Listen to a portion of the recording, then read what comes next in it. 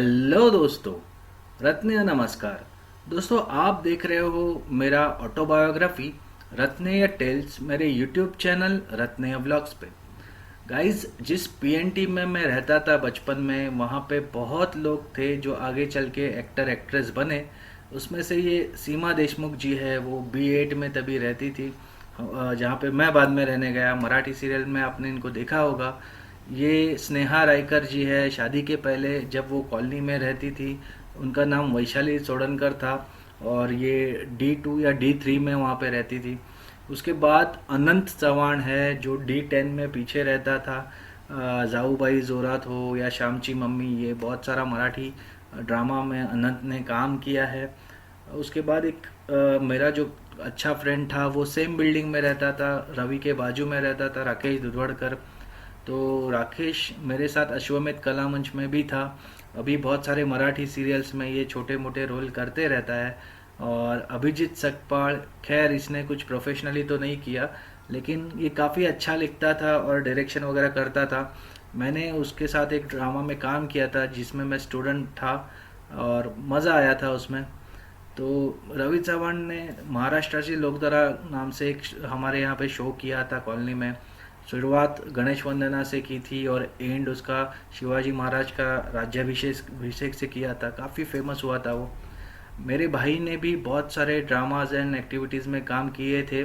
उसने भी एक प्रोफेशनल ड्रामा किया था जो घाटकोपर के जवेरबेन हॉल में उन्होंने लगाया था। हम लोग भी उसमें गए थे। ये मेरा भाई है और साथ में मीना ताई है। तो हम लोग भी उसमें गए थे और वो टिकट दे के हमने वो देखा था। राजा बना था मेरा भाई उसमें, और जो रानी बनी थी वो वैशाली चोडनकर थी। तो वैशाली पहले से एक्टिव है कॉलोनी में। उसने जब ढोलकीचा तालावर का लावणी किया था वो भी काफ़ी जगह पे फेमस हुआ था। 2-3 बार वो अलग अलग जगह पे उन्होंने किया था ये डांस। हम लोग भी कुछ कम नहीं थे दोस्तों। बचपन में हम लोग भी बहुत सारे एक्टिविटीज़ में काम पार्टिसिपेट करते थे। तो जान तेरे नाम पे जो टाइटल सॉन्ग है उस पर मैंने डांस किया था मेरे ग्रुप के साथ। उसके बाद एक ड्रामा किया था, चिटनीस मौसी ने बिठाया था सोशल कॉज पे, कि बहुत सारे बच्चे होते हैं तो उसके घर पे क्या धमाल होती है। तो उसमें भी मैं था। मेरे बहन ने माँ का रोल किया था, रानी तई ने। उसके बाद ये जिलेले जिलेले, ये कृष्णा तायडे नाम का एक पोस्ट में काम करने वाला वहाँ पे गृहस्थ था। तो उसने ये बिठाया था जिसमें मैं लड़की बना था, बाय द वे।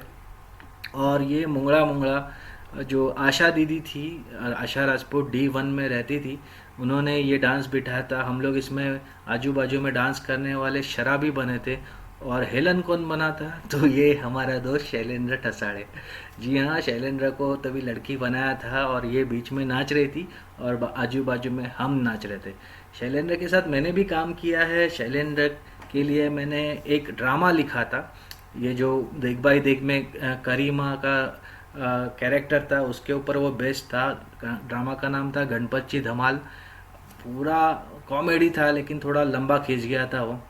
तो दोस्तों, हम लोग कॉलोनी में तो पार्टिसिपेट करते थे। स्कूल में भी हम लोग बहुत जगह पे जाते थे कंपटीशन में और प्राइज़ जीत के लाते थे। तो बाल भवन में उस टाइम का जो इंटर स्कूल कंपटीशन था, वहाँ पे हम लोग ने नाट्य वाचन किया था। ये तो रिप्रेजेंटेटिव फ़ोटो है, जस्ट मैं बता रहा हूँ आपको कि उसमें भी हम लोग अच्छा नंबर पे आए थे। शैलेंद्र भी बहुत अच्छा ड्रामा करता था। नियति राजवाड़े के साथ वो टाइम में स्कूल टाइम में काम कर चुका है। लेकिन एक कंपटीशन में ऐसा हुआ कि उससे ही वो हार गया। तो एक ड्रामा था और वो ड्रामा बेस्ड था कि चिड़ियों का जो घोंसला होता है घर में, वहाँ पे वो लड़की उनको और कुशन देने के लिए वहाँ पे उनके लाइफ में इंटरफेयर करती है, नेस्ट को थोड़ा स्मूथ कराने के लिए। और उस चक्कर में चिड़िया और उसके जो बच्चे हैं वो मर जाते हैं। तो बहुत ही इमोशनल था लेकिन उसमें ओवर एक्टिंग था। उसके बावजूद भी नियति ने अच्छा करियर बना लिया ड्रामा में। वो वहाँ पे मतलब फैमिली नंबर 1 सीरियल में आपको दिखी होगी वहाँ। उसके बाद बहुत मराठी फिल्म्स भी उसने किए। और अपना भाई शैलेंद्र ये थोड़ा बहुत पॉलिटिक्स में भी घुसा, लेकिन है तो वो प्रोफेशनली हनीवेल में काम करता है और बड़ा लेवल पे है अभी।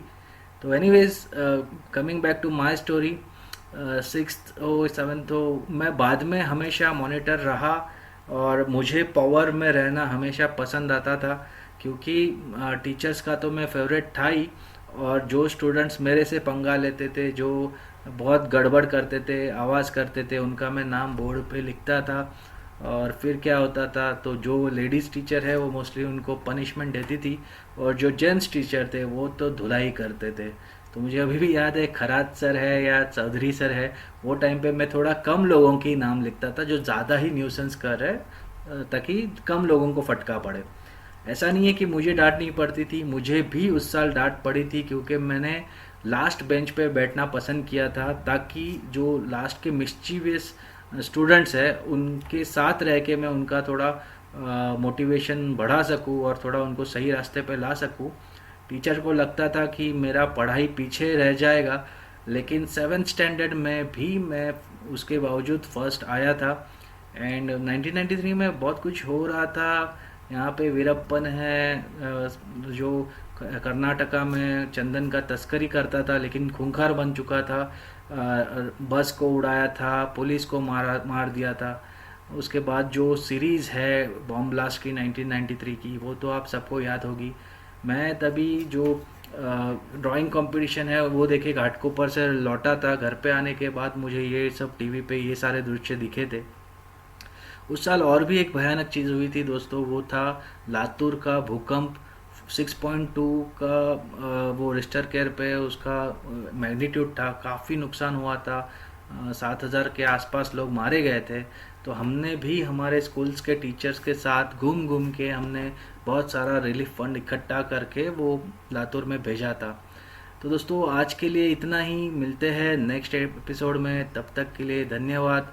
अगर आपको मेरा चैनल पसंद आता है तो प्लीज़ सब्सक्राइब करें और अपना ख्याल रखें। Thank you very much, good bye.